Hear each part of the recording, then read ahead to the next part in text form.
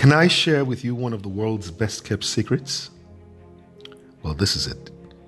Every boss needs the faith and belief of their subordinates, but they will never ask for it. Now, I know you'd say, well, everyone needs someone to believe in them.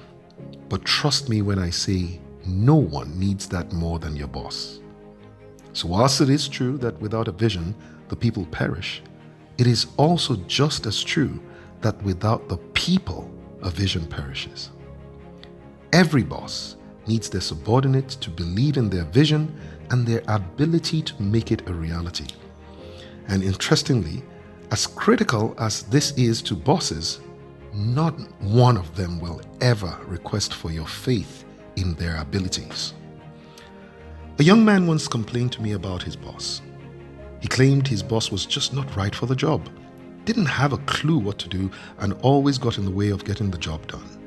But then, this young man wondered why he always had major problems with his boss and constantly received poor appraisals. Well, he was shocked when I told him that his problem was right in front of the mirror. It was his vote of no confidence in his boss. That was the problem. Now the big question is, how then does your boss know whether or not you are a believer? Well, you might not realize it, but your words and actions will always expose your innermost beliefs and your deep-seated convictions.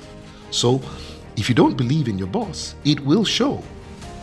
Your doubts and disbelief will shine through in your countenance, your arguments at staff meetings, and your discussions with your colleagues.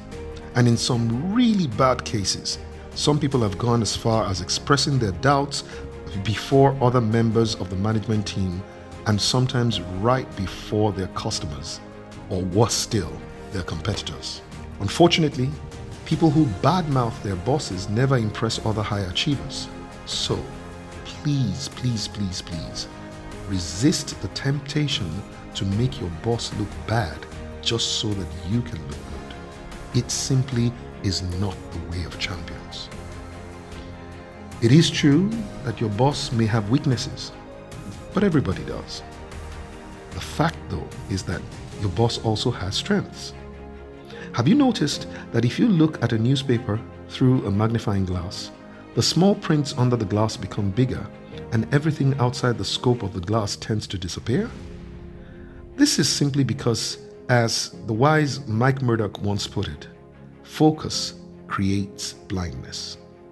And so I explained to the young man that if he chose to focus on his boss's strengths, he will increasingly become blind to his boss's weaknesses. I reminded him also that his boss's weaknesses are actually the gaps that his own strength were supposed to fill. I want you to remember this every time you sense a weakness in your boss. Don't just comment on his weaknesses, make up for them with your strengths.